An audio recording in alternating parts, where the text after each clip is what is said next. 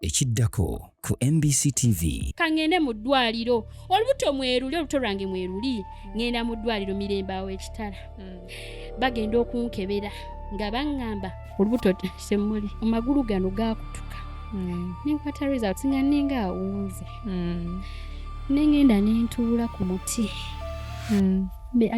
I cried engamba naye mu nsi muno nkolamu ki nkwayo okuswala mukama ngaka nesule mu motoka nenkola posi nembaga banaye nfa obumufa bunzita Mirembe nga batwogerera Mirembe banjigirira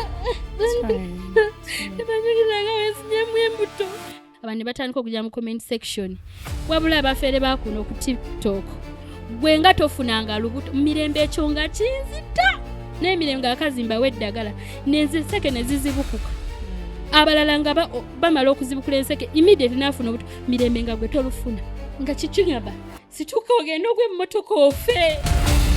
This is MBCTV.